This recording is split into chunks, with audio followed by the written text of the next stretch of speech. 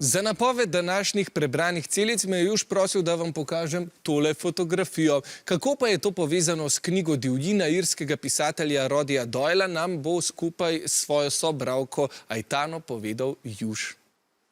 Ja, tole na fotografiji sem jaz na saneh s pasjo vprego rok in sicer nekje v zasneženi Argentini. Kužki, ki vlečejo sani z ljudmi, pa se pojavijo tudi v tejle knjigi, a ne, Aitana? Ja, 12-letni Johnny, 30-letni Tom se s svojo mamo Sandro odpravijo tja nekam v mrzle kraje na Finsko in tam doživijo veliko dogodivščin na saneh, ki jih vlečejo huskyji. Bi tebe to zanimalo, recimo, taka dogodivščina, imaš rada pse? Pse imam zelo rada, so moja najljubša žival in če bi imela priložnost, bi jo s veseljem izkoristila. No, Tom in Johnny gresta z mamo na Finsko se malo zabavati, pa tudi zato, da se malo oddalijo od dogajanja v domačem Dublinu. Tam je zelo napeto, a ne? Ja, njuna starejša polsestra Gronja se po dolgem času sreča z mamo, ki jo je zapustila ter se odselila v New York. Zato se Sandra ter fanta raje umaknejo, zato da lahko oni v miru družinske zadeve razčistijo. Ja, sprocesirajo to vse skupaj. Gronjina mama se odselila v New York, ko je bila Gronja zelo, zelo mlada. Kakšna se ti je zdela ta odločitev? Zdela se mi je zelo nenavadna, se ne razumem, kako je lahko v bistvu zapustila svojo hčerko, še ko je bila tako majhna ter se odselila v New York.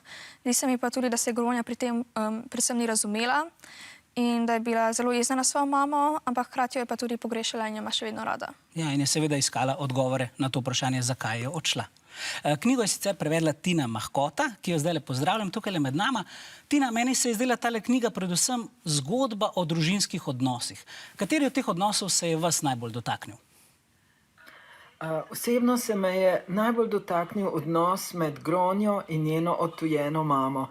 Gre za odnos, ki je mestoma boleč, poln prizadetosti, ran na obeh straneh. Gre za odnos, v katerem je veliko zamolčevanja, nekih skrivnosti, neizrečenega in zdi se mi, da res z izjemno občutljivostjo pripelje to srečanje matere in hčere do nekega zaključka, ki ni vnaprej srečen, ampak vzbuja upanje, da tak bo. Ja, res je, pravzaprav vzbuja upanje. Ta družina gre skozi zanimive preizkušnje. A misliš, da so na koncu vsaj približno vsi dobili to, kar so si želeli? Konec je bil zelo lep in ja, Gronja ter njena mama sta se uspeli nekako dogovoriti, da se bosta letno videvali pa se obiskovali. Tom in Johnny pa sta v bistvu tudi na zelo preprost način uspela prepričati svoja starša, da dobijo huskyje. To pa je bilo veselje pri hiši, ne? Ja. Hvala lepa, Aitana. Ja, tako pač je. Včasih moraš iti na izlet v divjino, da bolje ceniš tisto, kar imaš doma.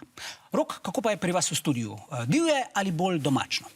Ja, ne vem, Juš, najbolje, da povprašamo kar navijače. Kako ste navijači?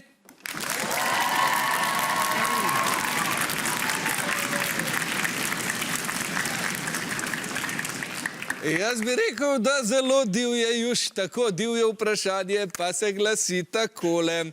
Knjiga Divjina govori tudi o odnosih med odtujeno mamo in hčerko Gronjo. Kako bi na kratko strnili Aitanin opis odnosa Gronje do mame, če bi pri tem uporabili naslov nekega drugega umetniškega dela? Je to A. Vojna in mir, Lev Tolstoj, B. 100 let samote, Gabriel Garcia Marquez, C. Ljubezen in jeza, Kate Bush ali D. Mater je zatajil, Ivan Cankar. Kako dobro ste poslušali Juša in Aitano.